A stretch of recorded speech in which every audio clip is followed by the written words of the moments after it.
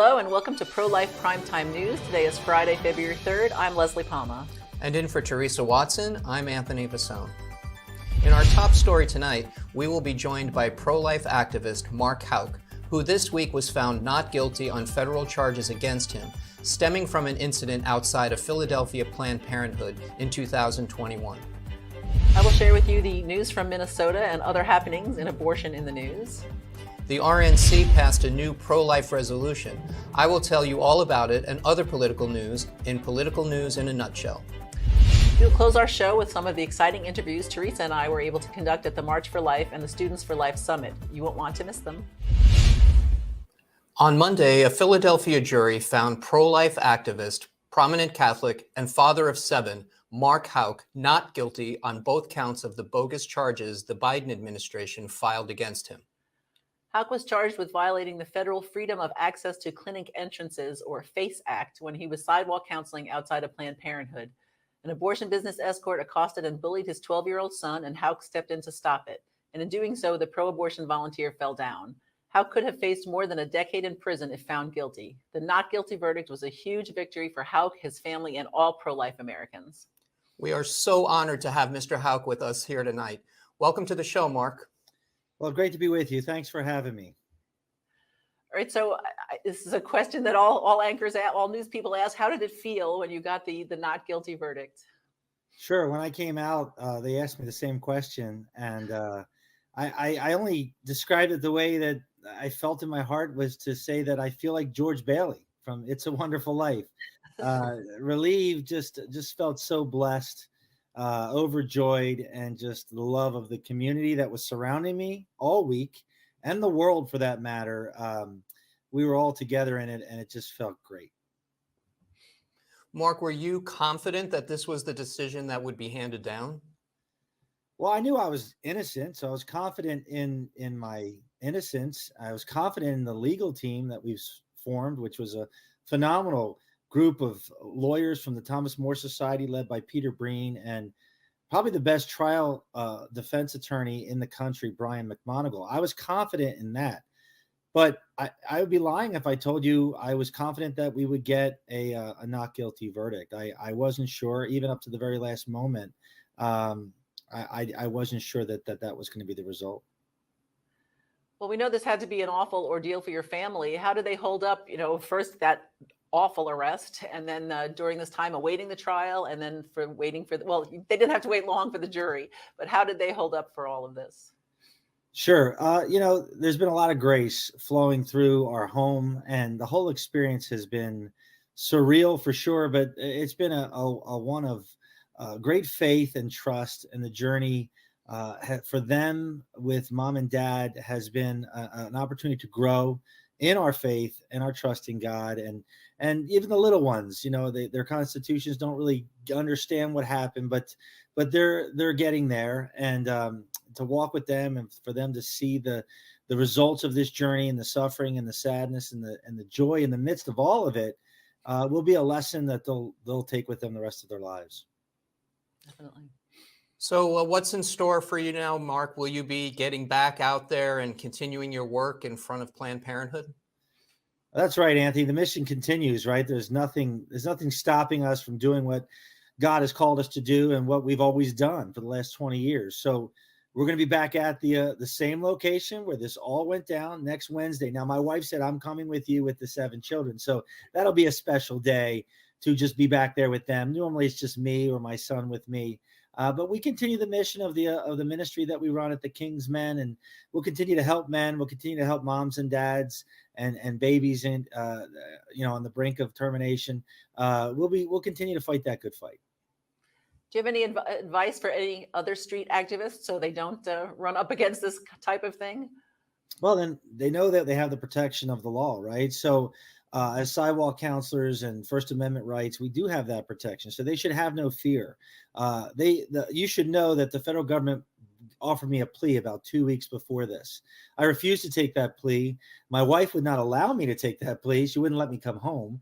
I'm an innocent man, and I knew that this was a risk, but we needed to do it for the pro-life movement and for all those activists out there who want to express their views on both sides of the aisle that we had to move forward, and thankfully we had the result we had. Thank you so much for joining us tonight, Mark. It was a real honor for us to spend some time with you. And as we close, what would you like to say to your wonderful legal team at Thomas More Society? Well, all glory be to God for the result. I got to thank the jurors. They did a great job. I got to thank Judge Gerald Pappert for being fair and full of wisdom. And of course, Brian McMonigal, I've already sung his praises, but he's become a dear friend through this. Phenomenal human being. And then Peter Breen and the Thomas More Society. Gosh, they're the cavalry. If ever you have an issue with First Amendment issues in the government, Thomas More Society is where you need to go. All right. Well, thank you so much, Mark. Thank you. Great to see you. On Tuesday, Minnesota Governor Tim Walz signed the most extreme abortion law in the country, legalizing abortions up until birth. The Protect Reproductive Options Act enshrines in state statute a fundamental right to abortion without limits or safeguards. The bill passed the House and Senate by narrow margins after Democrat leaders quickly pushed it through the legislature in the opening weeks of the session.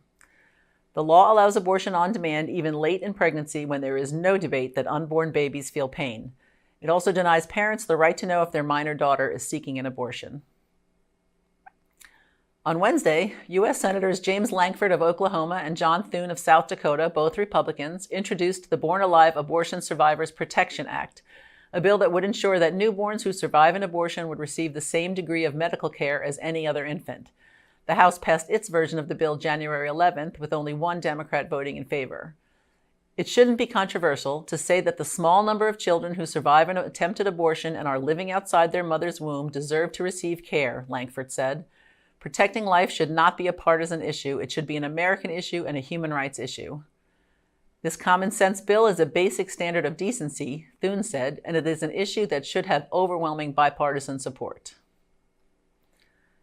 The Satanic Temple plans to open an abortion business in New Mexico and to name it after the United States Supreme Court Justice who wrote the decision overturning Roe v. Wade.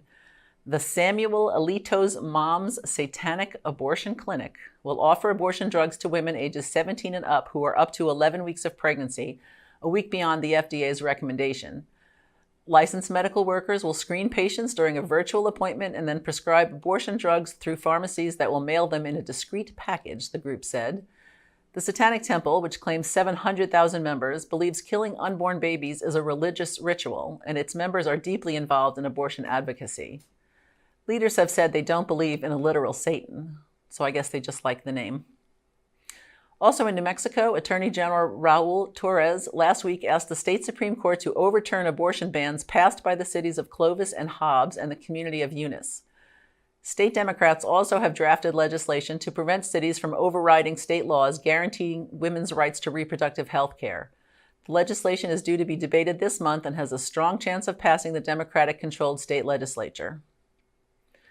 Attorneys general in 20 states have warned CVS and Walgreens that their plan to use the mail to distribute abortion pills would violate state and federal laws, and that they could be liable if they proceed.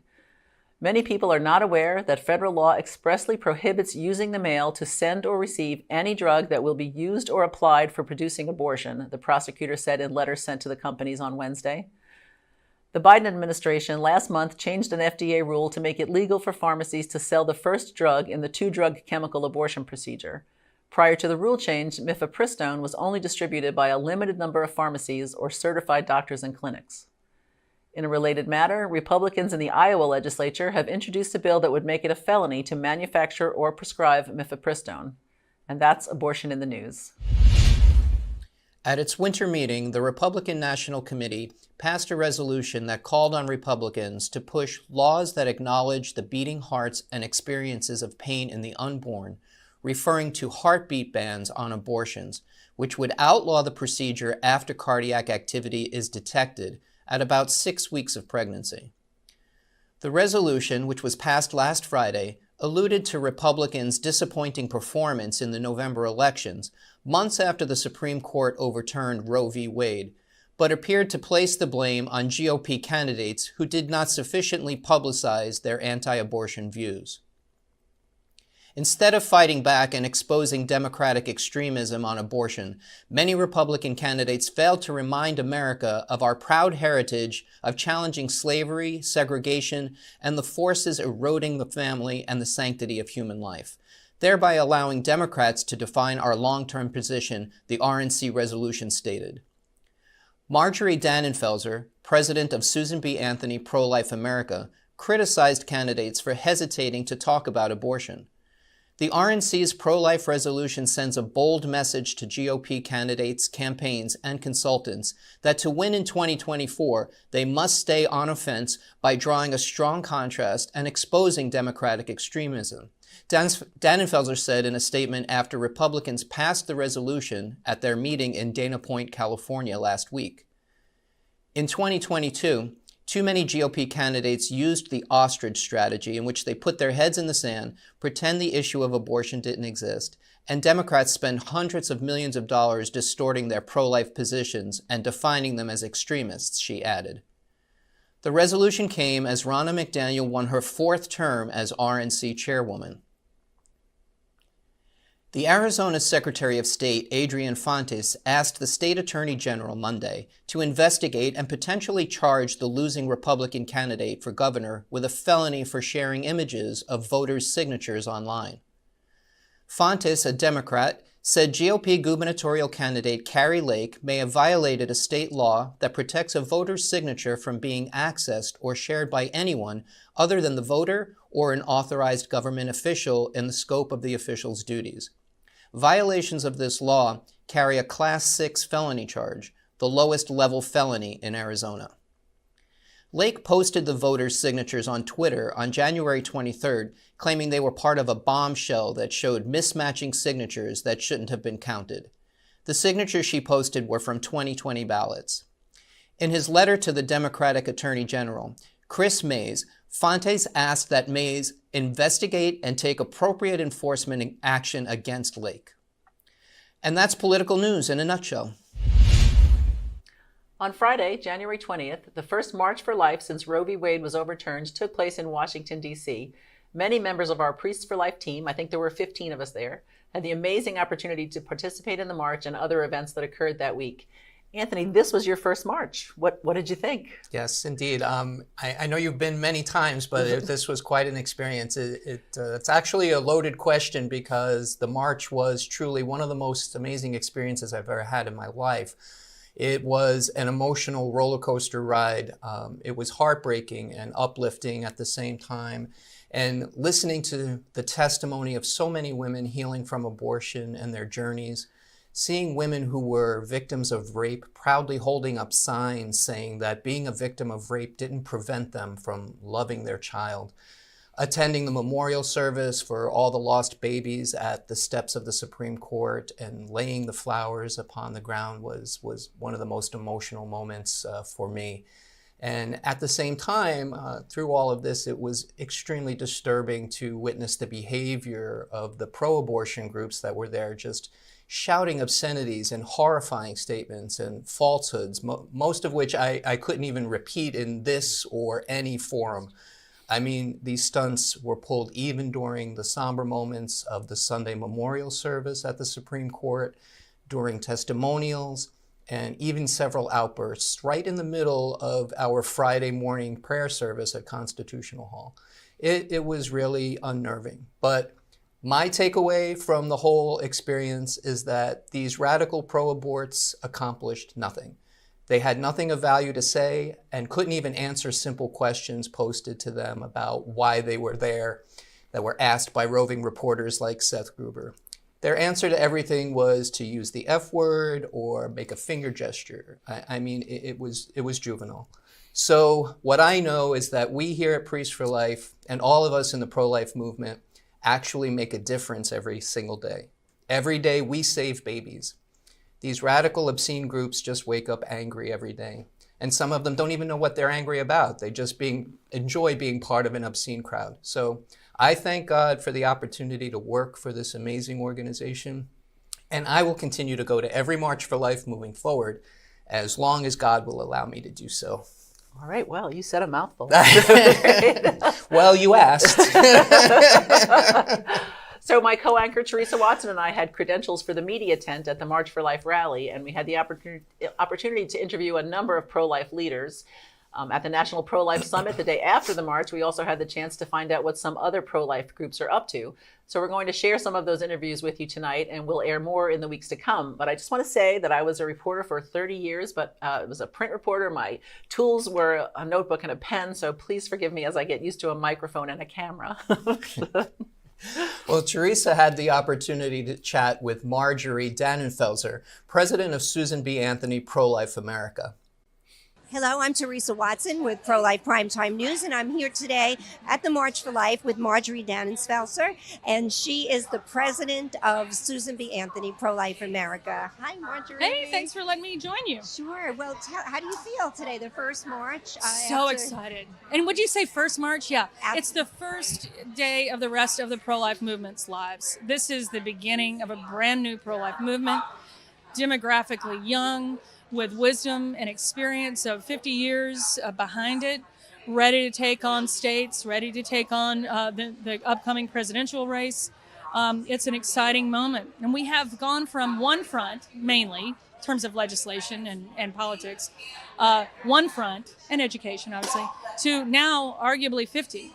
So our job is to focus on the big wins and in the state level and on the federal level. So, and how are you doing that? What is Susan B. Anthony doing? So far, 13 states have passed strong pro-life laws. 17 states are in litigation. And we have 4 states that we think have great potential to pass as ambitious as they can laws in their states. So we're focused on 2 things in states. One is fighting to advance that legislation. And then also, in a defensive posture, fighting to defeat ballot measures that would peel off all of those gains. There are between 9 and 11 ballot initiatives that the pro-abortion side is putting on the ballot that will be up in the 24 election. And those could just undo all of that work. So we've got to fight and win those. We've got to fight for the legislation. And then we have to be establishing a very strong relationship with each presidential primary candidate who is pro-life, helping them be all they can be so that the best man or woman wins on that Republican primary stage. Amen. So looking forward to 2024. Oh, yeah, here we go. I know Father Bavone can't wait to go. Yes, and no one is better than Father Bavone as a partner in this. I love Father and always will. Yeah, it's an very exciting time. Any predictions for 2024? No predictions, but the first step is to make sure that each one of them finds their voice. Any one of them that says that this is just a state job, that a president will have no role, is leaving California, Illinois, Vermont. 60% of the unborn children in the country exposed and with no protection. So establishing a federal minimum standard is the presidential responsibility for any pro-life candidate. What is your opinion about this new craziness of the abortion pills being sold in local pharmacies? It's just an aspect of evil, an aspect of lawlessness, an aspect of a movement that cares more about the institution of abortion than it does for women themselves, that they would expose them to the harm and grief of never experiencing a counsel from a doctor, no concern about whether they have ectopic pregnancies, no concern about issues that would come up that would affect a future pregnancy. No concern for the woman, because the institution of abortion is so important. I just wonder if sometimes they think to themselves, the ends justifies the means. If a handful of women die, well, that's okay, because we still have abortion for all these other women. It is outrageous. It's the worst moment that I've seen in the other side, and I've seen some bad ones over time, where they should be working with us on at least protecting the health of women, instead of stripping away protections and regulations that an industry benefits from in their misery. It's just defies reality, any kind of reason or compassion.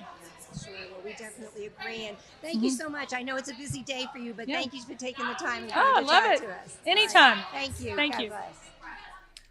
I was thrilled to be able to speak to Lynn Fitch, the Attorney General of Mississippi. Here's what she had to say. All right, I'm here with Lynn Fitch. She's the Attorney General of Mississippi, and she argued the Dobbs case before the Supreme Court.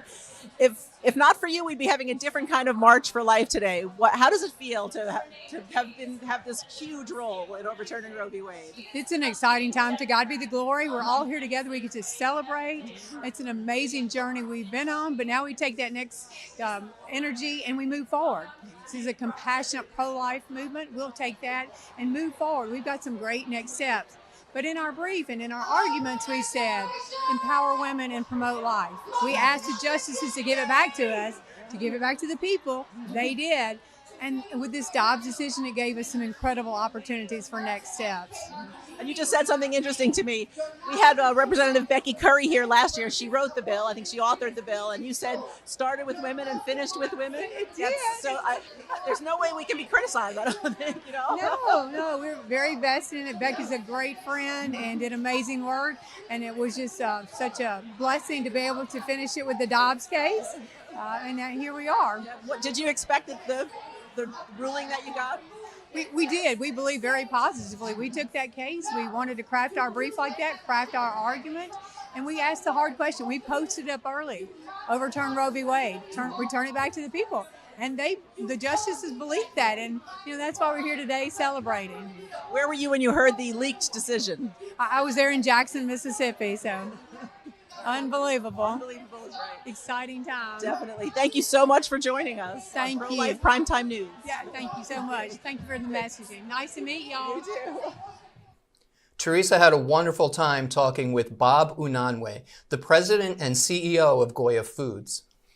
Hello, I'm Teresa Watson with Pro-Life Primetime News, and I'm here today with Bob Unanue with Goya Foods, and we're at the March for Life.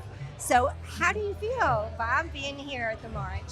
Well, it's great. I started this within our company, an initiative called Goya Cares, which has to deal with human trafficking, with child trafficking in particular. And it's a shame that our children are always victimized, attacked. They're targeted. And, in this life movement, it's about the same thing. The children are under attack, and not just the children, the women too. I always ask the question, what's the difference between major surgery and minor surgery? Major surgery is when it's on you. And so the women who have to abort a child, they're victimized because they get pressure from a lot of people. But at the end of the day, everyone else says, hey, let's go have a beer. But the woman is left with a scar for life. And, we just need to protect our children. And the woman, the child has been targeted from day one. Margaret Sanger, who started Planned Parenthood, said, we need to raise flowers, not weeds. It was so horrific, so racist, that in other words, the minority, the black, the brown, the Asian, is not worth having a life, and they're attacked for that. So, we got to move as a country and in our hearts closer to God. This is not God-like to destroy life. We got to love and build, not hate and destroy. And this is the ultimate hate and destruction. Well, you're here today as a guest of Priests for Life with Frank Pavone, and we've been traveling around. I know your family are very strong Catholics, correct, and Christians, and so tell us a little bit about your faith. Well, my faith comes from my father and mother. My father died in 1976. In 1973, he left, and we all left with him, 6 of us and our parents, for Spain. He didn't want his money going to fund abortions, and he left the country. So that faith has been instilled in us from day one, and I'm so grateful for that faith. God has chosen each and every one of us. Before he knew us, before we were formed in the womb, and we have to have a purpose in this life. Our company was never stopped working, and we had a purpose. And so this has been an attack on, when we are shut down as a world, as companies, as a nation, we lose our purpose. And we have to have, because we're given this life, we have to have a purpose. We have to have a reason to get up every day. God, family, life, work. We got to love and build versus hate and destroy. Amen. Well, I work for a Christian organization, and I know it's always a blessing when we begin our day at our briefings, and we begin with prayer, and we have the freedom to pray. And I'm certain it's the same at Goya Foods. Is that correct? It is. And, my father famously told my sister when she was a nurse. She studied to be a nurse. And my father said, "What's your goal in life?" She said, "Well, I want to be a nurse." He said, "No, what's your goal in life?" He said, "I want to be a nurse." He says, "No, your goal in life is salvation." And so we base all of our work, everything we do on that, on getting to salvation. And in order to get to salvation, we have to love, we got to build, we got to care for each other, care for the least of these. And, we all make many mistakes. I'm probably the worst at it. But God's mercy is divine.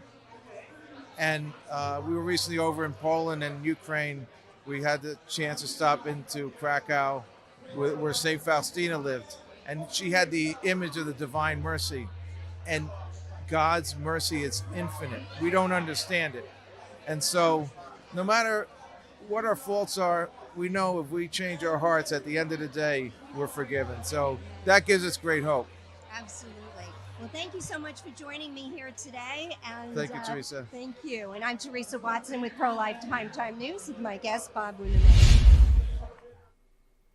I was able to spend a few minutes with Chuck Donovan, the president of the Charlotte Lozier Institute. He had some interesting things to share.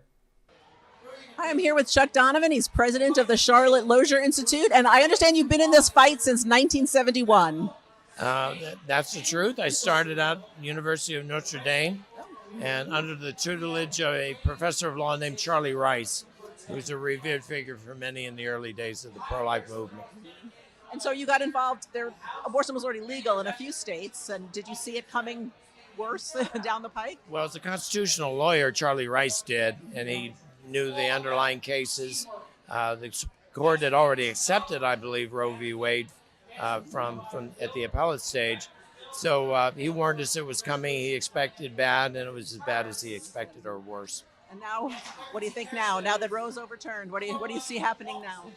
Well, I think I talked recently. Someone asked me if I expected it to happen, and I would just say it was a day-to-day thing. There were days I thought we're on the verge, and then you get the disappointment. And then under the Clinton administration, we thought we were doomed.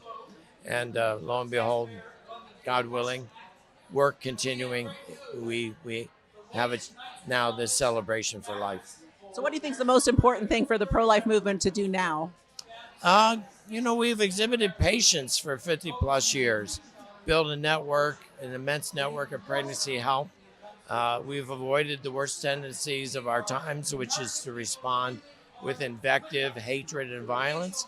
A very positive movement. Most important thing is to keep on keeping on with what we're doing right. Well, thank you very much for joining us. My pleasure. Thank you. Thank you. All right. Teresa spent some time at our Priest for Life booth at the National Summit. I was one of the staff members who helped organize, set up, and spend time with the wonderful attendees of the summit. Here's our conversation with Teresa and Rico Kerme. Hello, I'm Teresa Watson with Pro-Life Primetime News, and I'm here at the Students for Life Pro-Life Summit.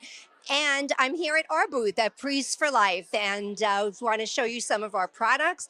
But I want to talk to the two people that were very instrumental in pulling this booth together, and that's Rico Kerme and Anthony Visone, who run our resource department. And if you do call our store or our office to talk about our products, you'll speak to either one of these gentlemen. So Rico, how's it been going? It's been going on very well. I've been coming to this March for Life and the Pro-Life Summit for the last 4 years. And definitely it's an evolving event, seeing a lot of different people, a lot of different leaders. And I'm just glad to be part of it. Absolutely. Well, Anthony, this is your very first March for Life. How was it? It's been amazing. It's been a whirlwind, and it's so exciting to see the enthusiasm, particularly at this event. The students here are just so involved and so into the event, and our merchandise is flying off the shelves, which is just fantastic. So it's been an overwhelming and exciting time for me. Absolutely. Well, Rico, what's been the top selling product? What are people liking here? So far, it's our Mother Chose Life. We have it in the navy and white, and actually we also have it in cranberry and white as well. So those have been the hottest selling items for today, as well as our new products is a Pray to End Abortion and a white T-shirt, double-sided, and a hoodie. If we could stream right here that's double-sided with a zip-up hoodie right here, and behind Anthony Vizon. Hi, this is the burgundy version, which is a pullover hoodie as opposed to the zip-up version. Everything has been selling really well, and if you walk around, people have already put on the merchandise that they purchased from us, which is very cool. Yes, I've been walking around myself and seeing, I'm like, oh, that's a great sweatshirt. Well, Rico, you're actually sporting one of our new products. Yes, this is our new promotion. It's a winter cap, and it's a whole tie into the whole ensemble with the matching white and blue T-shirt and hoodie, which also says Pray to End Abortion. And coming soon will be also the burgundy and gray Pray to Abortion beanie as well. Absolutely. All right. So where can people go to get our products if they're not here at this amazing event? You can go to prolifeproducts.org, and you can order any of the products that we're featuring here and many others that we're not selling here. But if you're here at the summit, come to our booth because you're going to save money if you buy it here. Absolutely. Well, thank you very much. I'm Teresa Watson. Teresa and I got to reconnect with Dr. Alveda King, founder of Alveda King Ministries and a colleague of ours. Hi, we're here with Alveda King, founder of Alveda King Ministries. She's a longtime civil rights activist and pro-life activist. Great to see you, Alveda. Hi, Leslie. Hi, Teresa. And I'm telling you, we could be Charlie's Angels. I think we look pretty good, don't you? I want to be Kate Jackson. Okay. But isn't it great to be here? Aren't we happy?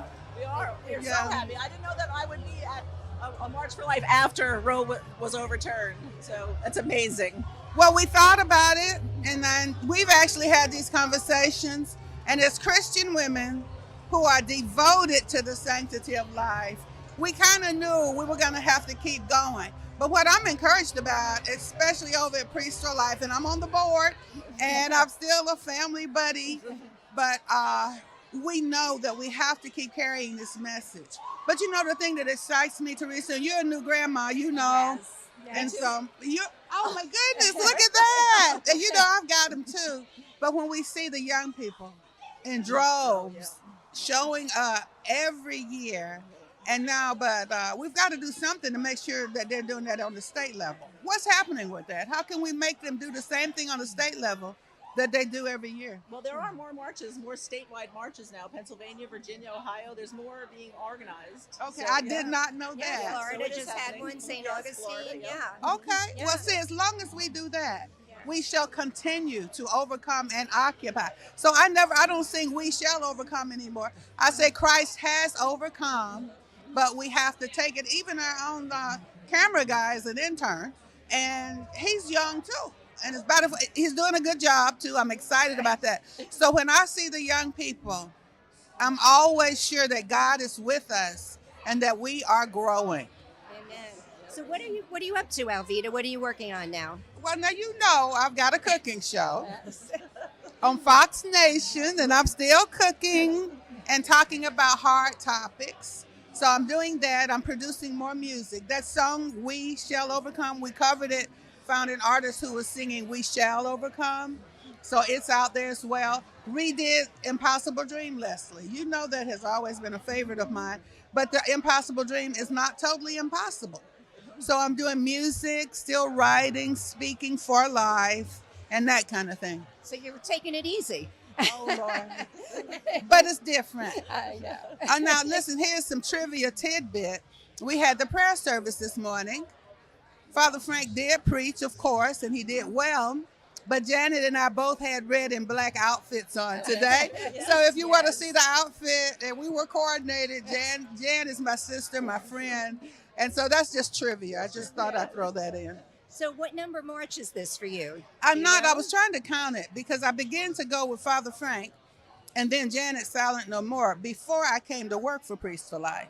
So it's been like 2 decades for real. I might have missed 1 or 2 along the way, but I've been marching since probably 99. Wow. Nice. Well, thank you, Alveda, so much for coming and spending some time with us. All And right. we appreciate it. I'm Teresa Watson with Pro-Life Primetime News. I'm Leslie Palma. And I'm Alveda. God bless y'all. All right, so you say you're going to go back, and Yeah, as crazy as it sounds, and as stressful and emotional as it was, I can't wait for the next one to come along. So Yep. So until abortion is abolished, we'll be there. we'll keep fighting the good fight. Yep. All right. Thank you so much for joining us on Pro-Life Primetime News, produced at Priests for Life headquarters in Titusville, Florida. We hope you will join us every Friday at 9 p.m. Eastern Time. We hope you will support this show and all of our broadcasts by making a donation to prolifegift.org. These donations help fund all of our work here at Priests for Life, which enables us to continue educating, equipping, and activating the pro-life community to end abortion.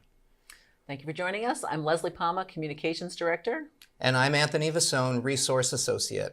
Remember, life is the only choice.